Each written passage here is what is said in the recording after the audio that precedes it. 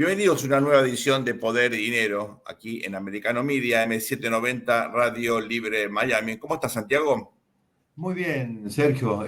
Creo que estamos pasando días ajetreados y por lo menos para nuestro ejercicio de poner un poquito en tensión los argumentos, a ver si ofrecemos algo interesante para nuestra audiencia.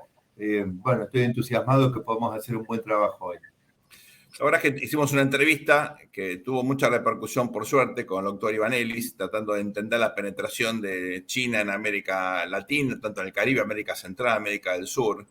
Es un tema que nosotros venimos siguiendo porque obviamente pone de manifiesto algo que es una realidad. China se ha convertido en una potencia global, tiene aspiraciones de influir en el concierto de las naciones, lo viene haciendo, obviamente no sin polémicas, como ocurrió, por ejemplo, en África. Sabemos que hay también preocupación por el nuevo papel de China en el conflicto de Ucrania, nuevo entre comillas, porque obviamente siempre hubo un vínculo con Rusia, pero bueno, hay un cambio cualitativo y cuantitativo en el apoyo militar a Rusia.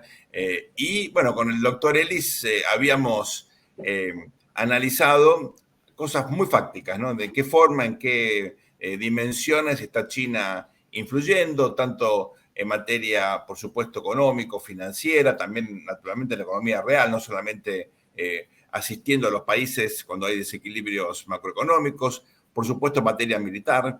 En materia simbólica hay un avance chino, por ejemplo, en vínculos académicos, culturales. Hay una ocupación de espacios por parte de China en organismos tanto internacionales como también en espacios nacionales, y todo eso se da en un contexto donde naturalmente para América Latina todavía Estados Unidos carece de una política, digamos, comparativa o proporcional a lo que implica el avance chino. En el programa de hoy vamos a seguir, obviamente, con esta preocupación, con otro interlocutor. Dentro de un ratito vamos a entrevistar a un catedrático, a un profesor muy importante de España, con un apellido que para los latinoamericanos obviamente es muy, muy especial, San Martín, que es obviamente uno de los próceres en el proceso de independencia de América Latina de España. Él, bueno, no casualmente es español, es un homónimo y tiene indudablemente una visión geopolítica muy interesante, muy fresca para entender lo que uno diría uno de los puntos que ya están en el mapa y, bueno, aparece con un diagnóstico ciertamente muy, muy importante, complementario del análisis que hicimos programas atrás con el doctor Ellis. Obviamente, también esa perspectiva geopolítica le permite al profesor San Martín tener opiniones muy interesantes y también polémicas respecto de la guerra en Ucrania. Hoy vamos a focalizar más en la cuestión de China y América Latina. En un futuro programa seguramente abordaremos la cuestión de Ucrania. Pero la primera pregunta que yo quería hacerte, Santiago, es la siguiente. Uno está acostumbrado, entre comillas, ¿no?, a que obviamente cuando aparece una potencia importante, bueno, los países reorientan sus estrategias económicas, diplomáticas y militares en función del peso relativo que tiene este país. Pasó, por ejemplo, luego de la independencia con España, con Inglaterra en el siglo XIX, y luego otras potencias, Alemania, más tarde Estados Unidos, Francia, tenían un peso territorial por las colonias y luego un peso económico, político también, utilizando el comercio, la diplomacia. Y luego en el siglo XX vimos obviamente la erupción de la Unión Soviética, ¿no?, con un mundo bipolar a partir del fin de la Segunda Guerra. La pregunta es la siguiente: ¿por qué tanta preocupación por China si ya hemos visto esto en los 200 y pico de años de historia que tiene efectivamente América Latina como continente independiente? ¿Por qué tanta preocupación con China? Porque me parece que China, Sergio, tomando un montón de aspectos, es el contendiente más serio que ha tenido, digamos, el liderazgo de los Estados Unidos, yo diría de Estados Unidos y Reino Unido, un liderazgo prácticamente conjunto, en tándem, sobre el mundo occidental. En la ocasión anterior, a cañonazos, digamos, lograron consolidar eso, imponer un sistema, y yo no estoy seguro que los Estados Unidos, que ese tándem, esté entendiendo la magnitud de este desafío, porque este es un rival que se aprovecha de las instituciones internacionales que el mismo Occidente aplicó.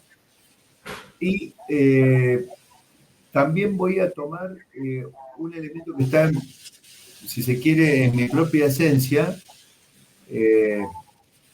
y que en realidad hace que yo valore tanto la figura de Donald Trump, especialmente algunas de las cosas que ha planteado. En este momento, Trump ha planteado muchas cosas que se están repitiendo en las redes, porque los problemas que Trump planteó fueron reales y se están verificando, pero hay algo que no están levantando tan seguido, pero que vos te debes acordar, que fue el tremendo cuestionamiento que hizo Donald Trump a la utilidad del sistema de organismos internacionales. Es decir, está escrito en la teoría de la burocracia, está escrito, eso lo escribió Max Weber en su momento, que la burocracia empieza, o sea, tiene una cantidad de ventajas, estamos hablando de la burocracia que supuestamente funciona, tiene que haber una actividad burocrática, no hay gran compañía, a ver, Apple, Microsoft, Bernstein y asociados, todos tienen alguna burocracia, pero que hace los trámites, que presenta las declaraciones juradas impositivas cada vez que hay que hacerlo. Pero el problema con estos organismos, con este sistema de organismos, que empiezan en algún momento a tomar cierta vida propia, que hace que piensen más en su propia permanencia que en los objetivos del sistema por el cual fueron creados. Y no se pueden autorreformar, ¿no? Entonces, yo creo que esto, digamos, es lo que a veces les llamás la inocencia de Occidente. Occidente empieza a pelear con las mismas reglas que pelea China, esta guerra, digamos, comercial, tecnológica, digital y financiera global, haciendo como el coronel Kurz. ¿Te acordás del coronel Kurz? El coronel Claro. Kurz, nacido para matar, era, me parece, Claro. ¿no? En la película de Vietnam, que lo tuvieron que liquidar porque el tipo empezó a prevalecer, pero con las reglas que Estados Unidos no podía pelear, ¿no es cierto? O sea, Claro. torturando gente, bueno. Es decir, o vos te vas abandonás las reglas, o vos a las reglas las reinventás o las reciclás para que las reglas se cumplan en un sentido estricto. Es decir, yo te escuché a vos hablar de, bueno, pero China consigue fondos o hace su bienestar económico de una manera, digamos, que sería competencia desleal para cualquier compañía, y después utiliza ese producto de esa capacidad de recursos económicos que tiene para ir comprando por el mundo aquello que representa sus intereses estratégicos. Entonces digo, ¿cómo? En todo ese sistema que Occidente generó y que permite, por ejemplo, aplicar sanciones por dumping o lo demás, ¿qué pasa que nadie ve estos problemas que son como una especie, reconozco que no son dumping tradicional, esto sería una cuestión estratégica, pero me da la impresión que acá salís o como el coronel Kurz, violando las reglas, o con las mismas reglas, pero actualizadas, modernizadas y repotenciadas. Ahora, vos sabés lo que es emprender el cambio, transformación de todos estos organismos. Por ejemplo, a ver, no lo vayan a tomar nada más que como un ejemplo en el aire, pero yo me pregunto hoy, todos estos bancos, el Banco Mundial, el Banco Interamericano, todo esto, digo, ¿tienen que ser instituciones separadas o podrían ser una sola? ¿Cuál va a ser el modelo de intervención que va a usar el Fondo Monetario? La Organización Mundial de Comercio no podría fusionarse con alguno de estos. Quizá en lugar de tener 14 organismos podríamos tener 3. Son preguntas que te tenés que hacer para plantearte si, primero que te respondas la pregunta, yo estoy seguro que Occidente no puede querer salir de esta situación violando las normas. Tiene que salir de alguna manera logrando que la institucionalidad se cumpla, pero esta institucionalidad que hay, así como está funcionando, no es buena. Y otro detalle, tanto como pasó en Vietnam, no es casualidad que estoy usando ejemplo de Vietnam seguido. Escúchame, ya tenías más portaaviones que Vietnam, ya tenías todo y perdiste. Entonces te digo, Estados Unidos están muy confiados en las flotas de portaaviones y yo no estoy seguro que China vaya a una confrontación militar frontal. En una de esas, la guerra que China está peleando no la resolvés con F-18. Bueno, yo empecé este programa pensando que íbamos a tener un debate dentro de un intervalo de razonabilidad y lamentablemente, fíjate que estamos agravando todavía más las perspectivas en términos de lo que puede ocurrir, ¿no? Bueno, pero Por supuesto, uno no quiere una guerra nunca, pero claro. Acordate que mi propósito en la vida es sacarte de tu zona de confort. Exactamente. Vamos a ir ahora a la entrevista con el profesor San Martín, luego de esta muy breve pausa aquí en Poder y Dinero por Americano Media, AM790, Radio Libre Miami. No se vayan, ya volvemos luego de esta muy breve pausa.